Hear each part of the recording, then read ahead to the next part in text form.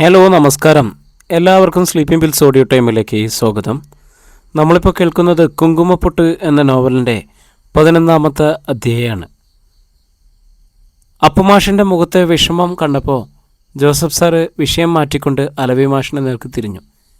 എവിടെ അശ്ലശ്ലോക സദസ്സുണ്ടായാലും അവിടെ എല്ലാം ലഘുഭക്ഷണം അവലും പഴവ. ചെമ്മങ്കാടൻ്റെ അവിടെ മാത്രം കഴിഞ്ഞ തവണ നേന്ത്രപ്പഴം പുഴുങ്ങിയതും സൂചി ഗോതമ്പിൻ്റെ ഉപ്പുമാവുമായിരുന്നു. അക്ഷരശ്ലോകത്തിൻ്റെ മെനുവിൽ ഇതൊക്കെ പാടുള്ളൂ എന്നുണ്ടോ മാഷേ? അങ്ങനെയൊന്നുമില്ല. അലവി മാഷ് ചിരിച്ചു. ഉണ്ടാക്കാൻ എളുപ്പം, പിന്നെ വിളമ്പാനും, പിന്നെ ലഘുഭക്ഷണം എന്നാണല്ലോ പറയുക. ഇതിപ്പോൾ ശരിക്കും ലഘുഭക്ഷണം തന്നെയല്ലേ? ജോസഫ് സാറും അപ്പുമാഷും തമ്മിലുള്ള സംസാരം പ്രത്യേകം ശ്രദ്ധിച്ചത് ഷാരടി മാഷായിരുന്നു. അപ്പുമാഷിൻ്റെ മുഖം മങ്ങുന്നതും പിന്നീട് അദ്ദേഹം തീർത്തും മൗനിയായതും ഷാരടി മാഷ് വീക്ഷിച്ചിരുന്നു. അക്ഷരശ്ലോക സദസ്സും ലഘുഭക്ഷണവും കഴിഞ്ഞതും ഓരോരുത്തരായിട്ട് യാത്ര പിരിഞ്ഞു. ചങ്ങാഴത്ത് വീട്ടിൽ ഏറ്റവും അവസാനം ഇറങ്ങിയത് ഷാരടി മാഷും കുടുംബവുമായിരുന്നു. ഒതുക്കിറങ്ങി വീട്ടിലെത്തിയതും ഷാരടി മാഷ് ഭാര്യയോടും മകളോടുമായിട്ട് പറഞ്ഞു, നിങ്ങൾ നടന്നോ, എനിക്ക് അപ്പുമാഷിനോടൊരു സ്വകാര്യം പറയാനുണ്ട്. അല്ലെങ്കിൽ എന്നാ നിങ്ങൾ രണ്ടാൾക്കും സ്വകാര്യമില്ലാത്തത്? ഷാരസ്യാർ ഭർത്താവിനെ കളിയാക്കി. എന്നിട്ട് മകളോടൊപ്പം നടന്നു. ഷാരടി മാഷ് ഒതുക്കുകൾ കയറി വീണ്ടും ചങ്ങാഴത്തെ പൂമുഖത്തെത്തി. പോകാൻ മനസ്സ് വരണില്ല. അപ്പോൾ അദ്ദേഹം അപ്പുമാഷിനെ നോക്കി ദയനീയമായിട്ട്. എന്തേ? അപ്പുമാഷ് തിരക്കി. ജോസഫ് സാറ് പറഞ്ഞിരുന്നത് മനോജിൻ്റെ നിശ്ചയിക്കപ്പെട്ട വിവാഹത്തെക്കുറിച്ചായിരുന്നു. ഷാരടി മാഷ് ആരോഞ്ഞു. എങ്ങനെ ചോദിച്ചു? അത് ഞാനും അതേക്കുറിച്ച് കേട്ടിരുന്നു. ഇവിടെ വന്ന് പറയാനുള്ള ധൈര്യമില്ലാണ്ട് തന്നെ പറയാഞ്ഞത്. സാരമില്ല. അപ്പുമാഷിൻ്റെ തൊണ്ടയിടറി. എല്ലാം എൻ്റെ കുട്ടിയുടെ ഭാഗ്യദോഷ. ഞാൻ ചെന്ന് മനോജിനെ കണ്ടിരുന്നേ. ഈ ആലോചന മാഷിൻ്റെ അടുത്ത് എത്തിച്ചവനെന്ന നിലയിൽ എനിക്കൊരു കടമയുണ്ടല്ലോ. ജിജ്ഞാസയിൽ അപ്പുമാഷിൻ്റെ മിഴികൾ വിട്ടിരുന്നു. കാത്തിരിക്കേണ്ടെന്ന് അമൃത പറഞ്ഞു എന്ന് അയാൾ പറഞ്ഞത്. ഷാരടി മാഷ് തുറന്നു. അയാളുടെ അമ്മയും സഹോദരങ്ങളും പെണ്ണു കാണാൻ വന്നതും അമൃതയ്ക്ക് പകരം നിങ്ങൾ മാളവികയെ വിളിച്ച് കാണിച്ചതും എല്ലാം പറഞ്ഞു. ഒടുവിൽ രാഘവൻകുട്ടി കടയിൽ ചെന്ന് വഴക്കിട്ടതുവരെ. ഇതെല്ലാം അറിഞ്ഞതോടെ വേഗം വേറെ വിവാഹം നടത്തണമെന്ന് മനോജിൻ്റെ അമ്മ നിർബന്ധം പിടിച്ചുത്രേ. അമ്മ എന്ന് വെച്ചാൽ അയാൾക്കല്ല എന്നാണ് കേട്ടത് നേരാണെങ്കിലേ അയാളെ കുറ്റപ്പെടുത്താനും പറ്റില്ല. കേട്ടത് നേരാ. അപ്പുമാഷ് സമ്മതിച്ചു. കുറ്റം ഞങ്ങളുടെ പക്ഷത്താ. തെറ്റ് മുഴുവൻ ചെയ്തത് ഞാനും. എൻ്റെ കുട്ടിയുടെ ജന്മം ഞാൻ തുലച്ചു. ചെന്നാ പയ്യൻ്റെ അമ്മയുടെ കാല് പിടിക്കാൻ ഞാൻ തയ്യാറാണ്. ഇനി കാല് പിടിച്ചിട്ടെന്താ? സഹതാപത്തിൽ ഷാരടി മാഷ് അപ്പുമാഷ് നോക്കി. കല്യാണം നിശ്ചയിക്കപ്പെട്ടിട്ടില്ല. ക്ഷണക്കത്തുകളുടെ വിതരണം ചെയ്തിട്ടുണ്ടാവും. സംഭവിക്കാനുള്ള സംഭവിച്ചു. ഇനിയിപ്പം അതേപ്പറ്റി ചിന്തിക്കണ്ട. എന്നാലും എൻ്റെ കുട്ടിയുടെ ഒരു ദുര്യോഗം. വേദനയോടെ അപ്പുമാഷ് നെഞ്ചു തിരുമ്മി. ഇതിനൊക്കെ ദുര്യോഗം എന്ന് പറയേണ്ട കാര്യമുണ്ടോ മാഷേ? ഒരു കല്യാണാലോചന വന്നു. ചില തെറ്റിദ്ധാരണകൾ മൂലം അത് നടക്കാതെ പോയി. അത്രയല്ലേ ഉള്ളൂ? ഷാരടി മാഷ് ചോദിച്ചു. അവർ തമ്മിൽ സ്നേഹത്തിലൊന്നും അല്ലായിരുന്നല്ലോ. അല്ല എന്ന് പറയാനായിരുന്നു അപ്പുമാഷ് ഇഷ്ടപ്പെട്ടത്. നടക്കാതെ പോയ ആലോചനയാണ്. തൻ്റെ മകൾക്ക് ആ പയ്യനോട് സ്നേഹം ഉണ്ടായിരുന്നെന്ന് ഇനി പുറത്തിറങ്ങാനും പാടില്ല. അവൾക്ക് മറ്റൊരു ജീവിതം വേണ്ടതാണ്. എങ്കിൽ പിന്നെ അതേക്കുറിച്ച് ഇനി ചിന്തിക്കുകയേ വേണ്ട. ഷാരടി മാഷ് പറഞ്ഞു. എത്ര ആലോചനകൾ വന്നാലാണ് ഒന്ന് അങ്ങോട്ട് ഇരിപ്പുറക്കുക? എൻ്റെ മൂത്ത മകൻ അരവിന്ദൻ തന്നെ കഴിഞ്ഞ അവധിക്ക് വന്നല്ലോ. 5 പോയി പെണ്ണ് കണ്ടു. ഒന്നും അവന് പിടിച്ചില്ല. ഇക്കുറി വന്നപ്പോഴും ഒരിടത്ത് പോയി.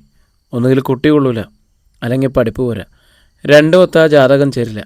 ഷാരടി തന്നെ വേണമെന്നില്ല. ഇപ്പോൾ വാര്യരോ മൂസതോ നായരോ എന്തായാലും വേണ്ടില്ല എന്നായിരിക്കണം. ഇപ്പോൾ വയസ്സ് 30 കഴിഞ്ഞിരിക്കണേ. മൂത്തവൻ്റെ കഴിഞ്ഞിട്ട് വേണ്ട ഇളയവൻ എവിടെയെങ്കിലും നോക്കാൻ. ഷാരടി മാഷ് ചിരിച്ചു. അപ്പുമാഷ് വെറുതെ കേട്ടിരുന്നതേ ഉള്ളൂ. ഏതായാലും ആശയ്ക്ക് നല്ലൊരാളെ കിട്ടിയില്ലേ? ഷാരടി മാഷ് തുറന്നു. അതിലും ചന്തവും പഠിപ്പുമില്ലേ അമൃതയ്ക്ക്? അവൾക്കും വരും നല്ലൊരാൾ. മാളൂട്ടിക്ക് പിന്നെ പഠിപ്പിത്തിരി കുറവാണ്. എന്നാലും അവൾക്കും കിട്ടും ഒത്ത ഒരുത്തൻ. നമുക്ക് തിരക്കാന്നേ. വീണ്ടും ഷാരടി മാഷ് ഒതുക്കളിറങ്ങി. പിന്നെ കാണാം, ചിലത് സംസാരിക്കാനുണ്ട്. ഇരുട്ടിലൂടെ ആ മെലിഞ്ഞ രൂപം നടന്നുപോയി. അടുക്കളയിലെ പാത്രങ്ങളൊക്കെ കഴുകി കമത്തി വെച്ച ശേഷം കിടക്കറയിലെത്തിയ അമൃത നിലക്കണ്ണാടി നോക്കി നെറ്റിയിലെ കുങ്കുമപ്പൊട്ട് തുടച്ചു മാറ്റി. ഇനി നിനക്കിത് വേണ്ട, അവൾ സ്വന്തം പ്രതിച്ഛായയോട് പറഞ്ഞു. പിന്നെ ആനന്ദ് ലൈബ്രറിയിൽ നിന്ന് എടുത്തുകൊണ്ടുവന്ന സംഗീത മഹാർണവം പകർത്തി എഴുതുവാൻ തുടങ്ങി. അച്ചടി നിലച്ച പുസ്തകമാണ്. അല്ലെങ്കിൽ ഇത്തരം ഗ്രന്ഥങ്ങൾ വിലയ്ക്ക് വാങ്ങി സൂക്ഷിക്കാനുള്ള ശേഷി തങ്ങൾക്കില്ല. സ്കൂളിൽ വെച്ച് പഠനത്തിൽ വളരെ പിന്നിലായിരുന്ന ആനന്ദ് അക്കാദമിയിലെത്തിയതോടെ അധ്യാപകരുടെ പ്രിയ ശിഷ്യനായിരിക്കുന്നു. ആനന്ദ് ഒരു സംഗീത പ്രതിഭയാണെന്നാണ് പ്രിൻസിപ്പലിൻ്റെ അഭിപ്രായം. നിനക്കൊന്ന് കരഞ്ഞൂടെ കുട്ടി? മുറിയിലേക്ക് വന്ന മാളവിക അമൃതയോട് ചോദിച്ചു. ഇങ്ങനെ വലിഞ്ഞു മുറുകിയിരുന്നാൽ ഹൃദയം പൊട്ടിപ്പോവില്ലേ? ഞാനെന്തിനാ മാളൂട്ടി കരയണത്? എഴുത്തിനിടയിൽ മാളവിക തിരക്കി. മനോജ് കല്യാണം കഴിക്കാൻ പോകുന്നത് കൊണ്ടാണെങ്കിൽ ആ പാവൻ രക്ഷപ്പെട്ടല്ലോ എന്നോർത്ത് സന്തോഷിക്കല്ലേ ഞാൻ. എന്നേക്കാൾ എല്ലാ നിലയ്ക്കും നല്ലൊരു കുട്ടിയെ മനോജിന് കിട്ടിയില്ലേ? മാളവിക വേദനയോടെ അമൃതയെ നോക്കി. അമൃത മെല്ലെ ചിരിച്ചതേയുള്ളൂ. നീ ഒരുപാട് ആശിച്ചതല്ലേ മോളെ? മാളവിക വിങ്ങിപ്പൊട്ടി. നീയും ആശിച്ചതല്ലേ? മാളവിക ചോദിച്ചു. മാളവികയുടെ മുഖം കുനിഞ്ഞു.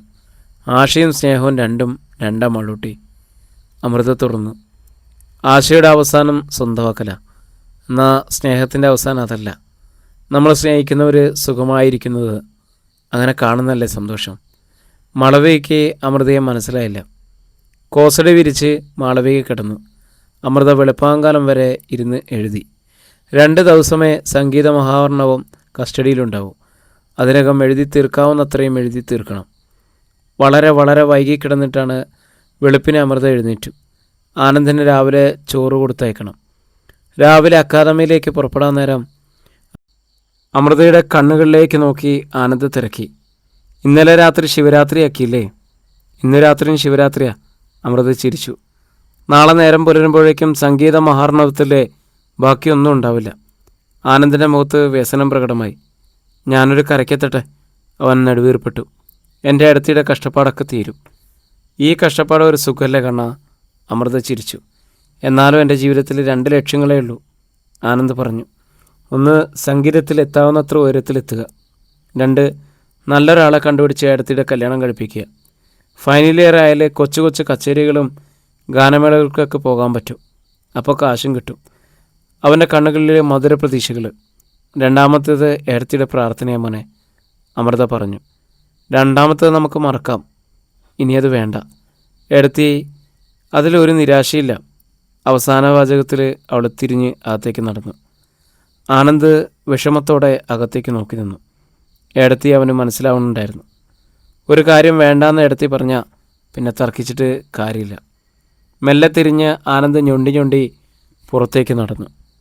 രാവിലെ 9 മുമ്പ് അമൃത വീട്ടുജോലികൾ ഒതുക്കും. പിന്നെ തൊടിയിലൂടെ ഇറങ്ങി പച്ചക്കറിത്തോട്ടവും വാഴകൃഷിയൊക്കെ അവളുടേതാണ്. അമൃത ജോലി വിട്ടു പോകുന്നതോടെ നിർദ്ദേശങ്ങൾ നൽകാനായി മാഷ് തൊടിയിലേക്ക് വരാറില്ല. അമൃതയും അതായിരുന്നു സന്തോഷം. മുതലാളിയും തൊഴിലാളിയും ഒരാൾ തന്നെ. വൈകുന്നേരം 10-15 കുട്ടികൾക്കുള്ള ക്ലാസ്സാണ്. അത് കഴിഞ്ഞ് രാത്രി 8 വരെ 5 PG വിദ്യാർത്ഥികളെത്തും. മുതിർന്ന ആൺകുട്ടികൾക്ക് ട്യൂഷൻ നൽകുന്നതിന് മാഷ് എതിർപ്പുണ്ടായിരുന്നു. അതിനെന്താച്ചാ, നമ്മുടെ ആനന്ദിൻ്റെ പ്രായമുള്ള കുട്ടികളും കുറച്ചുകൂടെ മുതിർന്നവരായാലും എനിക്ക് പ്രശ്നമൊന്നുമില്ല. എനിക്കറിയാം അവരെ നിലയ്ക്ക് നിർത്താൻ. അത് ശരിയായിരുന്നു. അമൃതയോട് അവർക്ക് സ്നേഹം കലർന്ന ഭയമാണ്. അവളുടെ ക്ലാസ്സിനെക്കുറിച്ച് നാട്ടിൽ നല്ല അഭിപ്രായം. സമയത്തിൻ്റെ കുറവേ ഉണ്ടായിരുന്നുള്ളൂ അമൃതയ്ക്ക്. ഈ ജോലി തിരക്കിനിടയിൽ അവൾ കാണുന്ന ഔദ്യോഗിക ഒഴിവുകൾ അപേക്ഷ അയച്ചുകൊണ്ടേയിരിക്കുകയാണ്. അങ്ങനെയാണ് ടൗണിലൊരു ടെക്സ്റ്റൈൽ ഷോപ്പിലെ അക്കൗണ്ടൻ്റായിട്ട് ജോലി കിട്ടിയത്. ശമ്പളം കുറവാണ്, പക്ഷേ 10 മുതൽ 5 വരെ ജോലി ചെയ്താൽ മതി. ഉടമയിൽ നിന്നോ സഹപ്രവർത്തകരിൽ നിന്നോ നല്ല പെരുമാറ്റം അമൃതയ്ക്ക് തൃപ്തികരമായിട്ട് തോന്നി. ഒരു സന്ധ്യയ്ക്ക് ശാരടി മാഷ് വന്നപ്പോൾ അപ്പുമാഷിനോട് തിരക്കി, അമൃത എന്തിനാ ഈ ജോലിക്ക് അയക്കണത്? കല്യാണം നടത്തിക്കൂടെ? എടുപൊടിയിൽ ഇപ്പോൾ വല്ലതും നടക്കും മാഷേ? എൻ്റെ സ്ഥിതി നിനക്കറിയില്ലേ? അപ്പുമാഷ് ആരാഞ്ഞു. എല്ലാ സ്ഥിതി അറിഞ്ഞുകൊണ്ട് തന്നെയാണ് പറയണത്. ശാരടി മാഷ് പുഞ്ചിരിച്ചു. അരവിന്ദൻ്റെ ലീവ് തീരാറായി. ഈ ലീവിനെങ്കിലും അവൻ്റെ കല്യാണം നടത്തണമെന്ന് ആശ നടക്കാതെ പോകുമെന്നാണ് തോന്നുന്നത്. തുടർന്ന് അപേക്ഷാഭാവത്തിൽ ശാരടി മാഷ് അപ്പുമാഷിനെ നോക്കി. മാഷിൻ്റെ അമൃതമോളെ എൻ്റെ മകനെ തന്നൂടെ? പെട്ടെന്നുള്ള ചോദ്യമായിരുന്നു അത്. അപ്പുമാഷ് ഞെട്ടിപ്പോയി. മറ്റൊരിടത്തും കുട്ടിയെ കിട്ടാനിട്ട് വന്ന് ചോദിക്കണതല്ല, ശാരടി മാഷ് വിശദീകരിച്ചു. അമൃതയ്ക്ക് മനോജിൻ്റെ ആലോചന ഉണ്ടായിരുന്നതുകൊണ്ടാണ് ഞാനിതുവരെ മടിച്ചത്. പിന്നെ ജാതിയുടെ ഒരു ചെറിയ വ്യത്യാസം ഉണ്ടല്ലോ, എനിക്കതിൽ വിഷമമൊന്നുമില്ല. മാഷിൻ്റെ മനസ്സറിയില്ലല്ലോ. ഇല്ല. അപ്പുമാഷിൻ്റെ മുഖത്ത് പരിഭവം വന്നു. ഞാനൊരു ജാതിക്കോമരമാണെന്ന് തോന്നുന്നുണ്ടോ മാഷിന്? എങ്കിൽ പിന്നെന്താ തടസ്സം? മാസമോപ്പുള്ള മാളവിക നിൽക്കുന്നതിനാണോ അമൃതയായാലും മാളവികയായാലും എനിക്കൊരുപോലെയാണ്. പക്ഷെ മനോജിൻ്റെ ആലോചന നഷ്ടപ്പെട്ടതിൻ്റെ ഒരു നിരാശയിലായിരിക്കുമല്ലോ അമൃത. അപ്പോൾ പിന്നെ അവളുടെ കല്യാണം അങ്ങ് നടത്തണമല്ലേ ഭംഗി. അരവിന്ദനാണെങ്കിലും അമൃതയുടെ കാര്യത്തിലാണെന്ന താല്പര്യം എന്നാണ് എനിക്ക് ഒരു ശങ്ക. യോഗ അടുത്തിരിക്കുന്നതും അമൃതയ്ക്കാവും. മാളവിക്ക് വേണ്ടി അമൃതയ്ക്ക് വരണ ആലോചനകളൊക്കെ തട്ടിക്കളഞ്ഞാൽ നാളെ മാളുവിൻ്റേത് നടന്നാലും അമൃതയ്ക്ക് പറ്റിയൊന്നും കിട്ടണമെന്നില്ല. അപ്പുമാഷ് ഞെട്ടലോടെ ഷാരടി മാഷ് നോക്കി. എൻ്റെ മനസ്സിൽ തോന്നിയത് ഞാൻ പറഞ്ഞു എന്നേ ഉള്ളൂ. ഷാരടി മാഷ് പുഞ്ചിരിച്ചു. എനിക്ക് സമ്മതാ മാഷേ, മുഖം കുനിച്ചുകൊണ്ട് അപ്പുമാഷ് പറഞ്ഞു. മരുമോൾ കുട്ടി നോക്കി നിൽക്കേ, അവളേക്കാൾ താഴെയുള്ള എൻ്റെ മകളുടെ കല്യാണം നടത്തുന്നുള്ളൊരു വിഷമം മാത്രമേ ഉള്ളൂ എനിക്ക്. അങ്ങനെയൊന്നും അമ്മാമ്മ വിഷമിക്കരുത്. പിന്നിൽ നിന്നും മാളവികയുടെ ഇടറിയ സ്വരം. അപ്പുമാഷും ഷാരടി മാഷും അത്ഭുതത്തിൽ തിരിഞ്ഞു നോക്കി. പിന്നിലെ ജനാലയ്ക്കലാണ് മാളവിക. ഇനി എൻ്റെ പേരിൽ അമൃതയെ കഷ്ടത്തിലാക്കരുത് അമ്മാമ്മേ. അവളുടെ കല്യാണം നടക്കട്ടെ. എൻ്റെ യോഗം വരും വരെ ഞാൻ കാത്തിരുന്നോളാം. ഉള്ളിലെ സങ്കടം പുറമെ കാട്ടാത്തവൾ അമൃത. അതുകൊണ്ട് അവൾക്ക് സങ്കടമില്ലെന്ന് അമ്മാമ്മ കരുതരുത്. അപ്പുമാഷയേക്കാൾ സ്തബ്ധനായത് ഷാരടി മാഷായിരുന്നു. അദ്ദേഹത്തിന് വല്ലാത്തൊരു വിഷമം തോന്നി. അമൃതയുടെ കല്യാണത്തിനൊപ്പം നിൻ്റെയും നടത്താൻ കഴിയുമെന്ന് ഞാനൊന്ന് നോക്കട്ടെ, ഷാരടി മാഷ് പറഞ്ഞു. നിൻ്റെ അമ്മാമ്മ മാത്രമല്ല, ഞങ്ങളൊക്കെ ഉണ്ട് നിനക്ക്. ജനാലയ്ക്കിൽ നിന്നിരുന്ന മാളവിക ഒന്നും പറഞ്ഞില്ല. അമൃത എന്തിയെ മോളെ? അപ്പുമാഷ് അവളോട് തിരക്കി. കഷായം ഉണ്ടാക്കുക, മാളവിക പറഞ്ഞു. അഭിപ്രായം ചോദിക്കാനാണെങ്കിൽ അതൊന്നും വേണ്ട മാമേ. അമ്മാമ്മ നിശ്ചയിച്ചാൽ അവൾക്കെതിരൊന്നും ഉണ്ടാവില്ല. അപ്പുമാഷ് ഷാരടി മാഷ് നോക്കി. ശരിയാണെന്ന മട്ടിൽ ഷാരടി മാഷ് തലവിളക്കി. മാളവിക തിരിഞ്ഞ് അകത്തേക്ക് നടന്നു. വളരെ ദിവസം കൂടിയെന്ന് മനസമാധാനത്തോടെയാണ് അപ്പുമാഷ് ഇറങ്ങിയത്. എന്നാൽ പാതിരാവ് കഴിഞ്ഞപ്പോൾ അതേ ഓർക്കാപ്പുറത്ത് ഞെട്ടി. മുറ്റത്ത് ആരുടെയോ സംസാരം കേൾക്കുന്ന പോലെ കട്ടിൽ നിന്നും അപ്പുമാഷ് കാതോർത്തു. മോളെ, മാളൂട്ടി, അച്ഛനാ വിളിക്കണത്, വാതിൽ തുറക്ക്. രാഘവൻകുട്ടിയുടെ ശബ്ദം. അപ്പുമാഷ് തിടുക്കത്തിൽ വാതിൽ തുറന്ന് പുറത്തു വന്നു. മുറ്റത്ത് രാഘവൻകുട്ടിയും വേറെ 4-5 പേരും. കൂടെയുള്ളവരെ തെമ്മാടികളാണ് ഒറ്റ നോട്ടത്തിൽ മാഷിന് മനസ്സിലായി. അപ്പോഴേക്കും ഉമ്മറ വാതിൽ തുറന്ന് മാളവികയും അമൃതയും പുറത്തു വന്നു. അകത്തുപോ, അപ്പുമാഷ് അവരോട് കൽപ്പിച്ചു. മാളവികയെ പിടിച്ചുകൊണ്ട് അമൃത അകത്തേക്ക് തിരിഞ്ഞതും നിക്കവിടെ എന്ന് അലറിക്കൊണ്ട് രാഘവൻകുട്ടി ഉമ്മറത്തേക്ക് ചാടിക്കയറി മാളവികയുടെ കയ്യിൽ പിടിച്ചു. അയാളുടെ സഹായികളും കൂടെ എത്തി. അമ്മാമേ, മാളവിക ഉറക്കെ നിലവിളിച്ചു. വിടറ എൻ്റെ കുട്ടിയെ. അപ്പുമാഷ് ചാടി വന്ന് രാഘവൻകുട്ടിയുടെ കൈക്ക് പിടിച്ചു. എൻ്റെ കുട്ടിയാടാ ഞാൻ കൊണ്ടുപോകണത്. അദ്ദേഹം കളിച്ചാൽ നിൻ്റെ അവളെയും ഞാൻ കൊണ്ടുപോയെന്നിരിക്കും. തയ്യാറായാൽ ഞാൻ വന്നിരിക്കണത്, രാഘവൻകുട്ടിയുടെ മറുപടി. പെട്ടെന്ന് അമൃത തിരിഞ്ഞ് അകത്തേക്ക് ഓടി. അതോടെ രാഘവൻകുട്ടിയുടെ സഹായമുള്ള ഒരുവൻ മാഷിൻ്റെ നാഭി നോക്കിയൊരു തൊഴി. അയ്യോ എന്ന കരച്ചിലോടെ മാഷ് തെറിച്ചു വീണു, താഴെ വീണു. അതുകൊണ്ടാണ് കൊടുവാളുമായിട്ട് അമൃത വാതിക്കലെത്തിയത്. വിടടാ അവളെ. പല്ലി ഞെരിച്ചുകൊണ്ട് രാഘവൻകുട്ടിയുടെ നേർക്ക് അവൾ കൊടുവാൾ ആഞ്ഞു വീശി. ഒഴിഞ്ഞിട്ടും ആ കഴുത്തിൽ തന്നെ കൊടുവാൾ കൊണ്ടു. ആ എന്ന അലർച്ചയോടെ രാഘവൻകുട്ടി പെടഞ്ഞു താഴെ വീണു. അധ്യായം 30. മോളെ, കരച്ചിലോടെ അപ്പുമാഷ് വീണെടുത്തൊന്ന് പിടഞ്ഞിരുന്നിട്ടു. എൻ്റെ പൊന്നുമോളെ. നിലത്ത് കിടന്ന് പിടയ്ക്കുന്ന രാഘവൻകുട്ടിയെ നോക്കിയിട്ട് അദ്ദേഹം മാളെ കെട്ടിപ്പിടിച്ചു. ഇത്രയും വേണ്ടായിരുന്നില്ലടി. ഇതന്നെ വേണച്ചാ. അമൃതയിൽ യാതൊരു കൂസലില്ലായിരുന്നു. മാളൂട്ടിക്ക് ഇങ്ങനെ ഒരച്ഛൻ ഇനി വേണ്ട. ലോകത്തിൽ ഒരു പെണ്ണിനും ഇത്തരമൊരച്ഛൻ പാടില്ല. ഇങ്ങനൊരു ബന്ധു നമുക്കും വേണ്ട. ഭയത്തോടെ അപ്പുമാഷ് തിരിഞ്ഞ് മാളവിക നോക്കി. കണ്ണുകൾ മിഴിച്ച് ചകതിയായി നിന്നിരുന്ന മാളവിക പെട്ടെന്ന് കുഴഞ്ഞ് താഴേക്ക് വീണു. രാഘവൻകുട്ടിയുടെ കൂടെ വന്നവർ സംഭവിച്ചതിന് ബോധ്യമാവാൻ അല്പനിമിഷങ്ങൾ കൂടി വേണ്ടി വന്നു. നിലത്ത് കിടന്നിരുന്ന രാഘവൻകുട്ടിയുടെ പിടിച്ചിൽ നിലച്ചിരുന്നു. ആ ദേഹത്തേക്കൊന്ന് നോക്കിയിട്ട് അവർ പരസ്പരം നോക്കി. കണ്ണുകളിൽ ഭീതിയും സംഭ്രാന്തിയും തിങ്ങി. വാടാ പോകാം, ഒരുത്തൻ പറഞ്ഞു. ഒതുക്കുകളിലിറങ്ങാതെ നേരെ മുറ്റത്തേക്ക് ചാടുകയായിരുന്നു എല്ലാവരും. അതോടെ അമൃത കയ്യിലിരുന്ന കൊടുവാൾ താഴെയിട്ടു. ഏടത്തി, പിന്നിലെ വാതുക്കൽ നിന്നും ആനന്ദ് കരഞ്ഞു. അമൃത തിരിഞ്ഞ് അവനെ നോക്കി. ഓടി വന്ന ആനന്ദ് ഏടത്തിയുടെ ചുമലിലേക്ക് മുഖം ചേച്ചു. സാരമില്ല മോനെ. ഒന്നിലധികം തവണ ഏടത്തി ഇയാളോട് പുറത്തതാ. എൻ്റെ ക്ഷമ തീർന്നുപോയി. പുറത്ത് പാഞ്ഞ തെമ്മാടികളെ ഇടവഴിയിൽ കിടന്നിരുന്ന ജീപ്പിൽ ചാടിക്കയറി സ്റ്റാർട്ട് ചെയ്തു. പോകാൻ ഒരുമിട്ടപ്പോഴേക്കും ഒച്ചയും ബഹളവും കെട്ടുകോടിയെത്തിയ അയൽക്കാർ അവരെ തടഞ്ഞു. ചിലരോടി അങ്ങ് നേരെ ചങ്ങാടത്തേക്ക് വന്നു. എന്താ മാഷെ പ്രശ്നം? ഇറയത്ത് സ്തബ്ധരായി നിന്ന അപ്പുമാഷോട് ആളുകൾ തിരക്കി.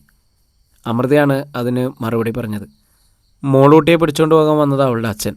ഞാൻ അയാളങ്ങ് വെട്ടി. കേട്ടവർക്ക് വിശ്വസിക്കാനായില്ല. പക്ഷേ ചോരയിൽ കുളിച്ച രാഘവൻകുട്ടിയുടെ ദേഹം ഇറയത്ത് കിടക്കുന്നുണ്ടായിരുന്നു. ജീവനുണ്ടോ ആവോ? ഒരാൾ അടുത്ത് വന്ന് പരിശോധിച്ചു. ചത്തിട്ടില്ലെന്നാണ് തോന്നണത്. വല്ല ആശുപത്രിയിലും കൊണ്ടുപോയി നോക്കിയാലോ? മറ്റൊരാൾ അപ്പുമാഷിനോട് തിരക്കി. രക്ഷയോടെ വെച്ചാൽ കൊണ്ടുപോകണം. എൻ്റെ കുട്ടിയുടെ ജന്മമല്ലെങ്കിൽ പാഴിലാവും, മാഷ് പറഞ്ഞു. രാഘവൻകുട്ടി വന്ന ജീപ്പിൽ തന്നെയാണ് അയാൾ ആശുപത്രിയിൽ കൊണ്ടുപോയത്. പക്ഷേ ആശുപത്രിയിൽ എത്തും മുമ്പ് അയാൾ മരിച്ചിരുന്നു. നാട് മുഴുവൻ ചങ്ങാഴത്ത് വീട്ടിലെത്തി. പൂമാത സ്കൂളിൽ നിന്നും റിട്ടയർ ചെയ്ത നല്ലവനായ നാട്ടുകാരുടെ കണ്ണിലുണിയുമായ ചങ്ങാഴത്ത് അപ്പുമാഷിൻ്റെ സുന്ദരിയായ മകൾ തലേ രാത്രി ബന്ധുവായ ഒരു മധ്യവയസ്കനെ വെട്ടിക്കൊന്നിരിക്കുന്നു. ആ പെണ്ണ് ശരിയല്ല, അവളിത് ചെയ്തില്ലെങ്കിലേ അതിശയുള്ളൂ എന്ന് പ്രതികരിച്ചവരാണ് അധികവും. ആരെയും കൂസാത്തവളാണ്. വഷളത്തം പറഞ്ഞാൽ രണ്ടാമത് ആലോചിക്കാതെ കാരണം അടിച്ച് പൊളിക്കുന്നവളാണ്. പ്രേമിക്കാൻ മനസ്സില്ലാത്തവളാണ്. ചെറുപ്പക്കാരുടെ പകയ്ക്ക് കാരണം ഇതൊക്കെയായിരുന്നു. പോലീസ് എത്തി, മാസ്റ്റർ തയ്യാറാക്കി. ചോദ്യം ചെയ്യൽ കൂടാതെ അമൃത കുറ്റം സമ്മതിച്ചു. ചെറുപ്പക്കാരിയായ മകളുടെ കുറ്റം സ്വയം ഏറ്റെടുക്കാൻ അപ്പുമാഷ് സന്നദ്ധനായിരുന്നു. പക്ഷെ ആദ്യം ഓടിയെത്തിയ നാട്ടുകാരുടെ മുന്നിൽ വെച്ച് തന്നെ അമൃത കുറ്റം ഏറ്റിരുന്നു. അതുകൊണ്ട് നിസ്സഹായനായി നെഞ്ചിൽ കൈവച്ച് നിൽക്കാനേ അപ്പുമാഷിന് കഴിഞ്ഞുള്ളൂ. വിവരമറിഞ്ഞെത്തിയ ആശയം അമൃതയെ കുറ്റപ്പെടുത്തുകയാണ് ചെയ്തത്. നല്ലൊരു കുടുംബത്തിലാണ് ഞാൻ ചെന്നു കയറിയതെന്ന കാര്യം കൂടി ഏടത്തി മറന്നല്ലോ. നശിപ്പിച്ചില്ലേ എല്ലാം. ഞാൻ എങ്ങനെ ശ്രീരാമേട്ടൻ്റെ ആളുകളുടെ മുഖത്ത് നോക്കി? ഏടത്തിക്കോ ജീവിതമില്ല, മറ്റുള്ളവർക്കും ജീവിതം ഇല്ലാതാക്കിയില്ലേ? എന്നാൽ ശ്രീറാം അമൃതയെ സാന്ത്വനിപ്പിക്കുകയാണ് ചെയ്തത്. വന്നത് വന്നു. സാഹചര്യത്തിൻ്റെ അനുകൂലം ഉണ്ടാവും അമൃതയ്ക്ക്. ജാമ്യത്തിന് ഞാൻ ശ്രമിക്കട്ടെ? വേണ്ട, ഉറച്ച മറുപടി. തൃപ്തിയായല്ലോ? ആശ ഭർത്താവിനെ പരിഹസിച്ചു. അമൃതയെ പോലീസ് അറസ്റ്റ് ചെയ്തു. അവളെ കൊണ്ടുപോകാനായി വനിതാ പോലീസ് എത്തിയിരുന്നു. അമൃത വന്ന് അമ്മയോട് യാത്ര പറഞ്ഞു. ഗോപതിയമ്മ വാവിട്ട് കരഞ്ഞു. എനിക്കിനി ജീവിക്കേണ്ട എൻ്റെ ഈശ്വരന്മാരെ. അടുത്ത നിമിഷം അവർ ബോധഹീനയാകുകയും ചെയ്തു. അമൃത മാളവികയുടെ അടുത്തെത്തി. മാളുട്ടിയോട് ഞാൻ ചെയ്തത് തെറ്റാണെങ്കിൽ ക്ഷമിക്കണം. മാളവിക ശക്തിയിൽ കരഞ്ഞതേയുള്ളൂ. നിനക്ക് അച്ഛനില്ലാതായില്ലേ? അമൃത ചോദിച്ചു. എൻ്റെ അച്ഛനെ ഞാൻ നിനക്ക് തരുക. അപ്പുമാഷ് ഇനി നിൻ്റെ അമ്മാമ്മയല്ല, അച്ഛനാ. എൻ്റെ അച്ഛൻ ഇനി അമൃത എന്നൊരു മോളുണ്ടാവില്ല. മോളെ. അപ്പുമാഷിൻ്റെ ചുണ്ടുകൾ വിറച്ചു. മോൾ എന്തിനാടെ ഇത് ചെയ്തത്? ഷാരടി മാഷ് ചോദിച്ചു. ഒന്ന് ഉറക്കെ നിലവിളിച്ചിരുന്നെങ്കിൽ ഞങ്ങൾ ഓടി വരികയായിരുന്നില്ലേ? ചിലപ്പോൾ വന്നേക്കാം, അമൃത തലയാട്ടി. പക്ഷേ എനിക്കിപ്പോൾ അതിൽ ഉറപ്പുണ്ടായിരുന്നില്ല. ആളുകൾ വരാൻ വൈകിയാലേ ഞങ്ങളിവിടെ കെട്ടിയിട്ടിട്ട് ആ ദുഷ്ടൻ മാളുനെയും കൊണ്ട് പോയേനെ. ഇവിടം വിട്ടാലേ അവളെ പിന്നെ വല്ല ചുവന്ന തെരുവിലോ തിരിഞ്ഞാൽ മതി. പിന്നീട് ആരൊക്കെ വന്നിട്ടെന്താ? നമ്മുടെ നിയമം ആരെയൊക്കെ ശിക്ഷിച്ചിട്ടെന്താ? എൻ്റെ മാനം കാക്കാനല്ല, എന്നെപ്പോലൊരു മറ്റൊരു പെണ്ണിൻ്റെ മാനം കാക്കാനാണ് ഞാനത് ചെയ്തത്. തെറ്റിനോ ശരിയെക്കുറിച്ച് ഞാൻ ചിന്തിക്കാൻ എനിക്ക് നേരം കിട്ടിയിട്ടില്ല. അമൃത ചെയ്തത് ശരിയാണെന്ന് ഞാൻ പറയൂ, ഷാരടി മാഷിൻ്റെ അരികിലുണ്ടായിരുന്ന അരവിന്ദൻ അറിയിച്ചു. ഇത്രയെങ്കിലും തൻ്റെ ഇടം പെണ്ണിനുണ്ടെങ്കിലേ ഉപഭോഗ വസ്തു എന്ന നിലയ്ക്കല്ലാതെ അവളെ പുരുഷൻ കാണൂ. വിശ്വസിക്കാനാവാത്ത പോലെ അമൃത അരവിന്ദനെ നോക്കി. പിന്നെ ഒന്ന് പുഞ്ചിരിച്ചു. നന്ദി, അവൾ പറഞ്ഞു. പക്ഷേ ഇക്കുറിയെങ്കിലും ലീവ് കഴിഞ്ഞ് പോകും മുമ്പ് കല്യാണം കഴിച്ചിരിക്കണം. പ്രായശ്യായില്ലേ?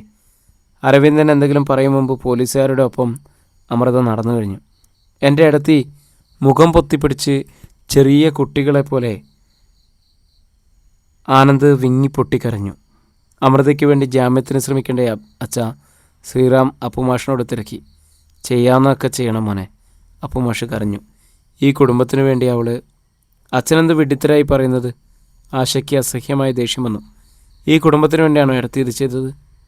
അതുമൂലം ഈ കുടുംബത്തിനുണ്ടായ ചീത്തപ്പാര് എന്തെങ്കിലും അവസാനിക്കോ? ഇത്തിരി പോന്ന ഈ ആനന്ദിൻ്റെ ഭാവിയിലും താർന്നില്ലേ? പെങ്ങൾ കൊലപാതകയാണെങ്കിലല്ലേ ജനം പറയൂ? ജനം പറഞ്ഞോട്ടെ.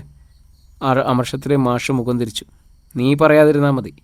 ഇത്രയൊക്കെ ചെയ്തിട്ടും അച്ഛനിപ്പോഴും മൂത്ത മോളാണ് മിടുക്കി അല്ലേ? ആശ പല്ലുഞ്ഞരിച്ചു.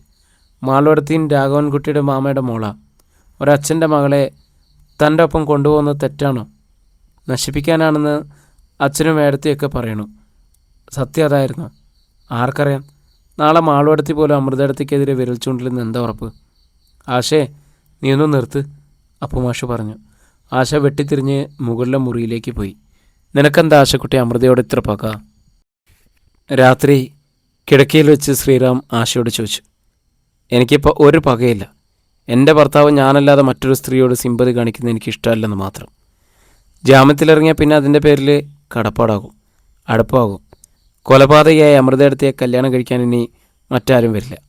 അപ്പോൾ പിന്നെ ആ ചുമതല കൂടി ശ്രീരാമേട്ടൻ്റെ ചുമലാവും. ശ്രീരാമേട്ടനാണെങ്കിൽ എന്നേക്കാൾ ആഗ്രഹിച്ചതും ഏടത്തിയാണല്ലോ. ഉറക്കമരുന്ന് തന്ന് എന്നെ ഉറക്കിക്കിടത്തിയിട്ട് ഏടത്തിയെ കാണാൻ ഞാൻ പോയത് ഞാൻ മറന്നിട്ടൊന്നുമില്ല. അതോടെ ശ്രീറാമിൻ്റെ മുഖം കുനിഞ്ഞു. പിറ്റേന്ന് മാളവികയെ തനിച്ച് കിട്ടിയപ്പോൾ ശ്രീറാം ചോദിച്ചു, എന്താ മാളൂട്ടി യഥാർത്ഥത്തിൽ സംഭവിച്ചത്? സങ്കടത്തിൽ ശ്രീറാമനൊന്ന് നോക്കിയിട്ട് മാളവിക പൊട്ടിക്കരഞ്ഞു.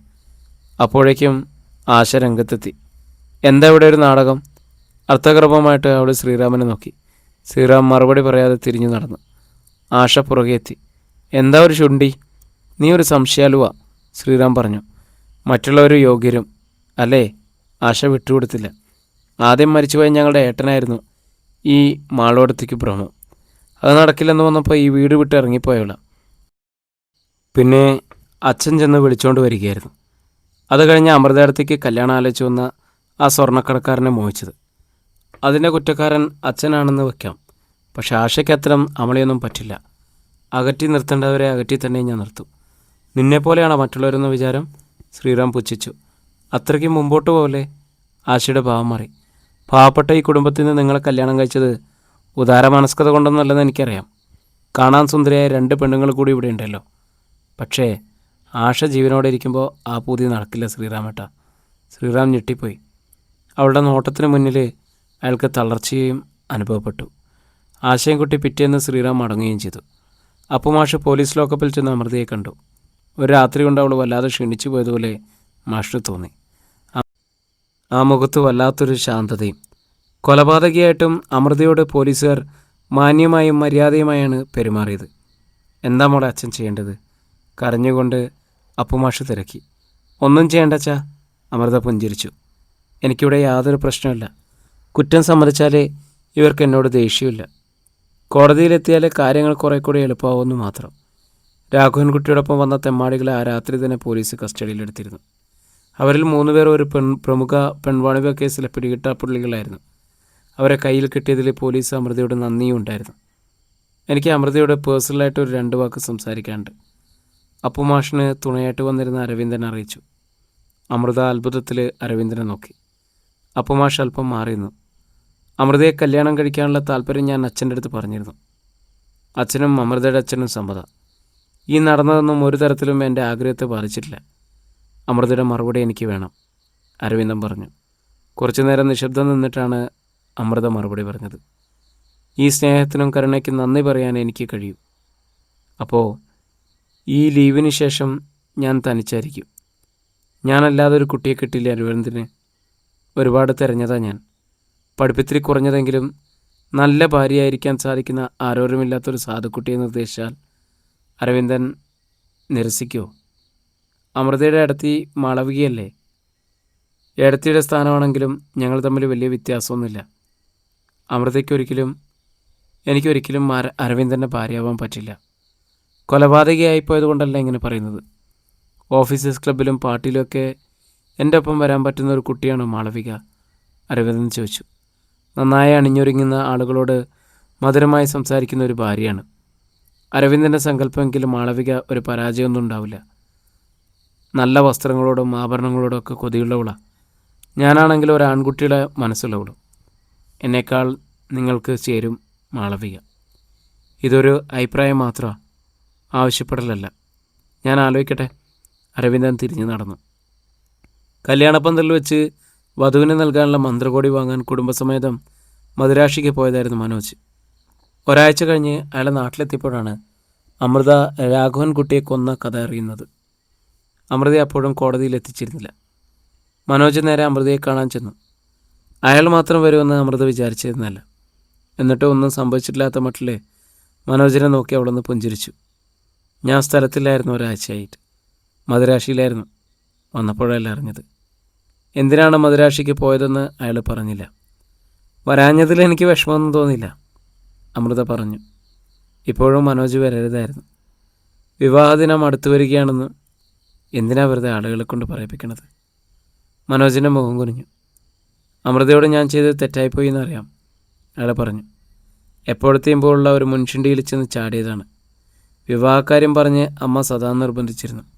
പ്രത്യേകിച്ചും മാളവികയുടെ അച്ഛൻ കടയിൽ വന്ന് പ്രശ്നമുണ്ടാക്കിയത് അറിഞ്ഞ ശേഷം. കാത്തിരിക്കണ്ടല്ലോ, അമൃത പറഞ്ഞതല്ലേ. എല്ലാ സങ്കടവും ചേർന്നപ്പോൾ അമ്മ ആരെയാന്ന് വെച്ചാൽ കണ്ടുപിടിച്ചോ, എനിക്ക് സമ്മതമെന്ന് പറഞ്ഞുപോയി. അമ്മയുടെ മുഖവിലക്കെടുത്തു. പെണ്ണ് കാണൽ പോലും കൂടാതെയാ അമ്മയുടെ ഏട്ടൻ്റെ മോളുമായിട്ടുള്ള കല്യാണം തീരുമാനമായത്. നന്നായി, അമൃത പറഞ്ഞു. മനോജ് രക്ഷപ്പെട്ടല്ലോ. എന്നിൽ ഒരിക്കലും ഒരു സ്ത്രീയില്ലായിരുന്നു. മനോജാണ് എന്നെ സ്ത്രീയാക്കിയത്. ഇപ്പോൾ വീണ്ടും ഞാൻ സ്ത്രീയല്ലാതായിരിക്കുന്നു. മനോജ് എനിക്ക് എന്നെ ഒരു പഴയ സുഹൃത്തായിട്ട് മാത്രം കണ്ടാൽ മതി. സുഹൃത്തായിട്ട് കാണാനെങ്കിലും അമൃത സമ്മതിച്ചല്ലോ. മനോജ് ആശ്വാസത്തിൽ പുഞ്ചിരിച്ചു. ഒരു സുഹൃത്തിൻ്റെ കടമകൾ കൂടി ചെയ്യാൻ കൂടി എന്നെ അനുവദിച്ചാൽ മതി. അമൃതയുടെ അനുവാദം തേടാതെയാണ് അവൾക്കായിട്ട് മനോജ് ജാമ്യം സംഘടിപ്പിച്ചത്. കാര്യം അറിഞ്ഞപ്പോൾ അമൃത മുഖം കറുപ്പിച്ചു. വേണ്ടിയിരുന്നില്ല. ആളുകൾ ഇനിയും കഥകളുണ്ടാക്കും. എങ്കിലും മനോജ് നിർബന്ധിച്ചപ്പോൾ അവൾ അയാളുടെ കാറിൽ കയറി. ചങ്ങാഴത്തെ പടിക്കൽ ആ കാറെത്തുമ്പോൾ അരവിന്ദൻ മാളവികയുടെ കഴുത്തിൽ താലി കെട്ടുന്ന മുഹൂർത്തമായിരുന്നു. ഏറ്റവും അടുത്ത ആളുകൾ മാത്രം. അമൃത മുറ്റത്തെത്തിയപ്പോഴേക്കും അപ്പുമാഷ് മാളൂട്ടിയുടെ കൈപിടിച്ച് അരവിന്ദനെ ഏൽപ്പിച്ചു. അധ്യായം 31. അമൃതയെ കണ്ടതും അപ്പുമാഷ് മുറ്റത്തേക്ക് ഇറങ്ങി വന്നു. കൈകൾ നീട്ടി മകളുടെ കൈകൾ കവർന്നു. അരവിന്ദന് ലീവ് അധികമില്ല, അദ്ദേഹം പറഞ്ഞു. വരണമാസമാണ് ഈ മുഹൂർത്തമില്ല. അതിനിടയിൽ അച്ഛൻ മരിച്ചാൽ ആണ്ട് തികയാതെ കല്യാണം നടത്തിക്കൂടാന്നൊരു പക്ഷം. അങ്ങനെ കത്തിരുന്നാൽ മറ്റെന്തെങ്കിലും കാരണം കൊണ്ട് ഇത് മാറിപ്പോയല്ലോ.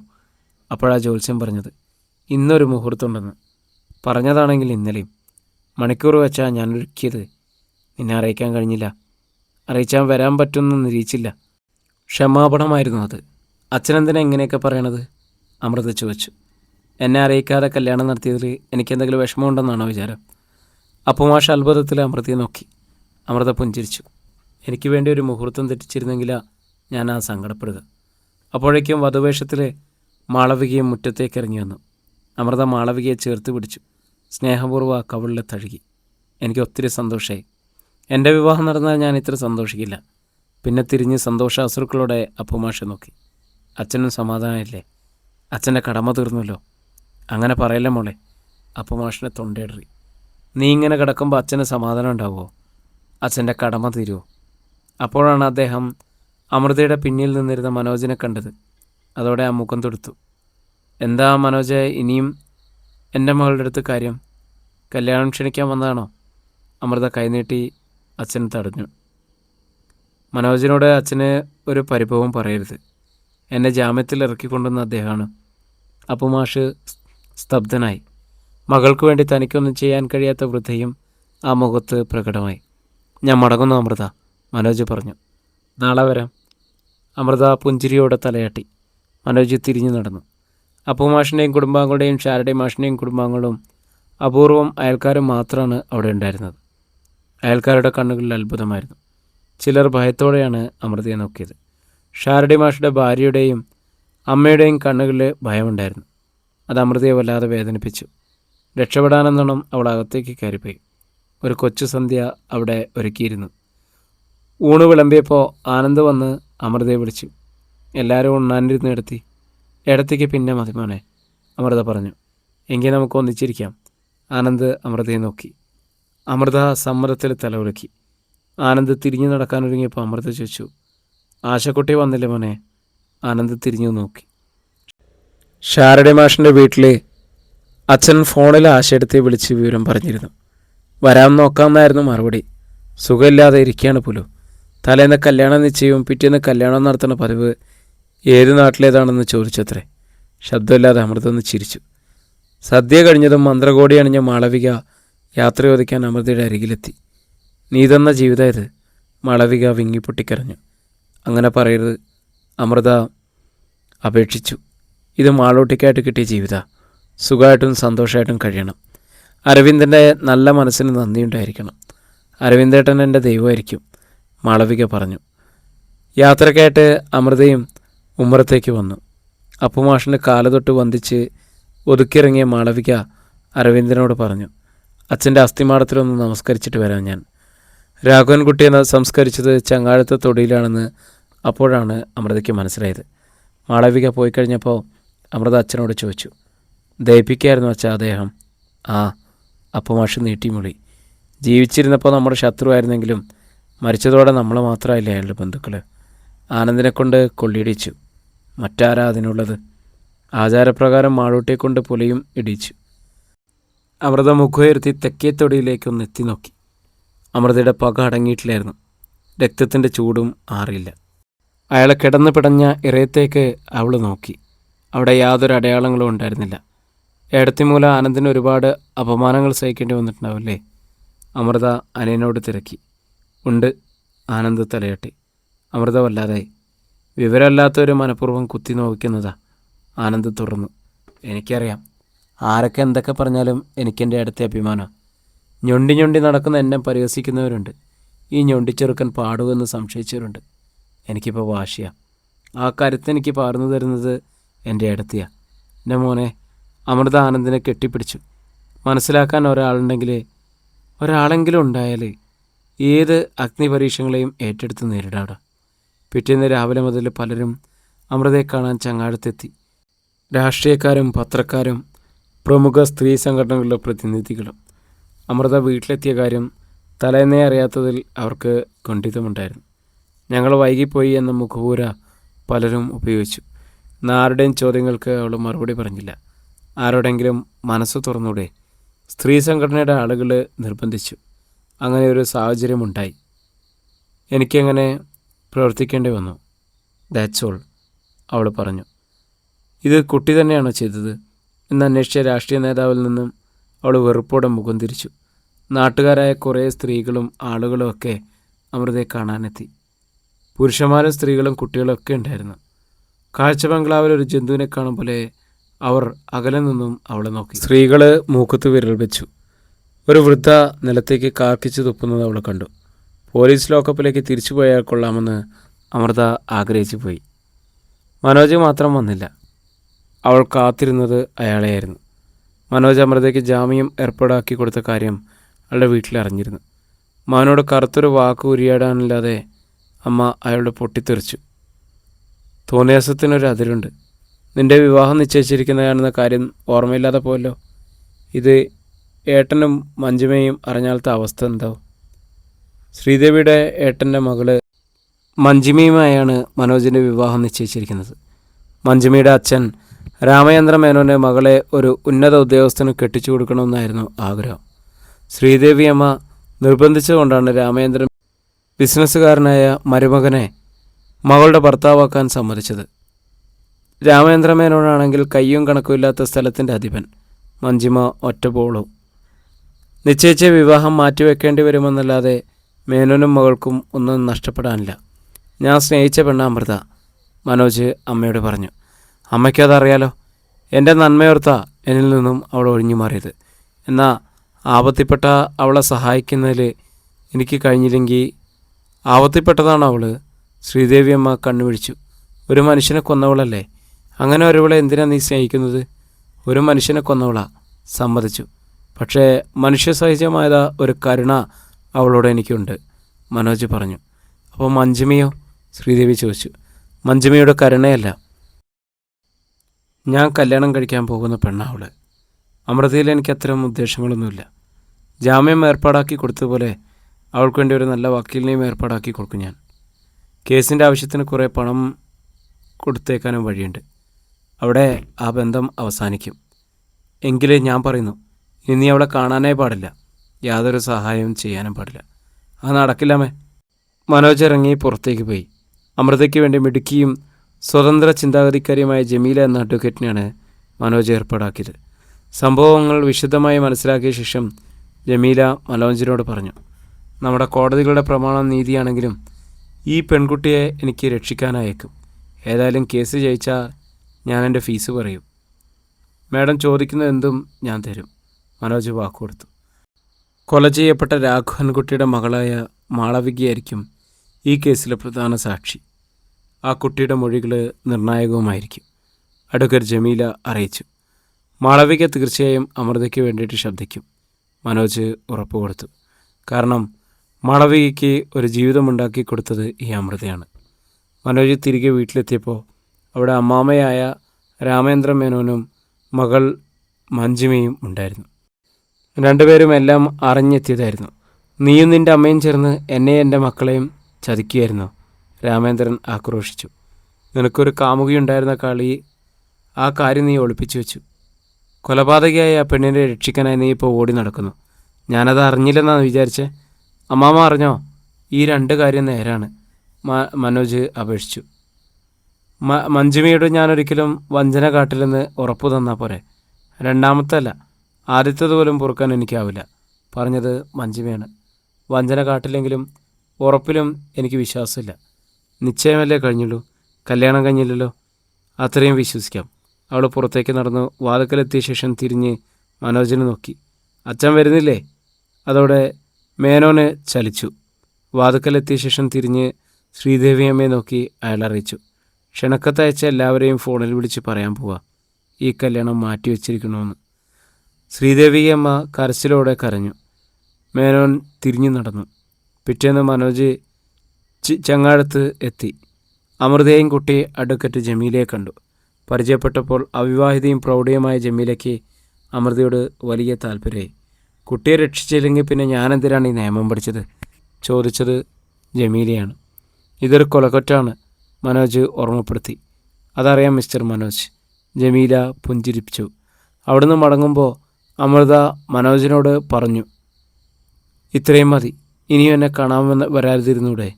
വല്ല അപവാദം ഉണ്ടായാൽ? വിവാഹം നിശ്ചയിച്ചിരിക്കല്ലേ, വിവാഹം കഴിയും വരെയെങ്കിലും എനിക്ക് അമൃതയെ കണ്ടൂടെ? അതുവരെ എന്നെ സഹിച്ചൂടെ? കല്യാണം കഴിക്കാൻ പോകുന്ന കുട്ടിയോട് ഞാൻ വഞ്ചനയൊന്നും കാട്ടില്ലെന്ന് വാക്കുതരാം. അമൃതയ്ക്ക് ഉത്തരം മുട്ടി. നിശ്ചയിക്കപ്പെട്ട കല്യാണം തെറ്റിയ കാര്യം മനോജ് അവളോട് പറഞ്ഞില്ല. വിരുന്നിനായിട്ട് മാളവിക ചങ്ങാടത്തെത്തി. മറ്റന്നാൾ അരവിന്ദേട്ടൻ സെക്കന്ദരാബാദിന് മടങ്ങുകയാണ്. അവൾ അപ്പുമാഷിനോട് പറഞ്ഞു, കൂടെ ഞാനും പോകുമെന്ന് വിചാരിക്കുക. അപ്പുമാഷിന് അത്ഭുതമായി. അമൃതയിലും വല്ലായ്മയുണ്ടായി. അടുത്ത തവണയെ മാളൂട്ടിയെ കൊണ്ടുപോകുന്നുള്ളൂ എന്നാണല്ലോ അരവിന്ദൻ പറഞ്ഞത്? അമൃത തിരക്കി. അരവിന്ദേട്ടൻ ഇപ്പോഴും അതന്നെയാണ് പറയണത്. മാളവിക ചിണുങ്ങി. പക്ഷെ എനിക്ക് പോകണം. അരവിന്ദേട്ടൻ്റെ അച്ഛന് മാത്രമേ എന്നോട് താല്പര്യമുള്ളൂ. അമ്മയും അമ്മൂമ്മയും അനിയനും അനിയത്തിയൊക്കെ ഓരോരോ കുത്തുവാക്കുകൾ പറയും. ഷാരത്താണെങ്കിലും സൗകര്യങ്ങൾ കുറവാ. അരവിന്ദേട്ടന് അവിടെ ഒന്നാന്തരം ക്വാർട്ടേഴ്സ് ഉണ്ടല്ലോ. അപ്പുമാഷിൻ്റെ കണ്ണുകളും മിഴിഞ്ഞു. അമൃതയുടെ പ്രധാന സാക്ഷി നീയാ. നിന്റെ മൊഴിയാ അവളുടെ ലക്ഷ്യം. അത് എനിക്കറിയാതെയല്ല, മാളവിക വിക്കി. പിന്നെ? അപ്പുമാഷിൻ്റെ ശബ്ദമായിരുന്നു. ഈ കേസ് കഴിഞ്ഞിട്ട് നിന്നെ കൊണ്ടുപോകുന്ന അരവിന്ദൻ വാക്ക് തന്നിരുന്നാണല്ലോ. പക്ഷേ മാളവിക ഏങ്ങലടിച്ച് കരഞ്ഞു.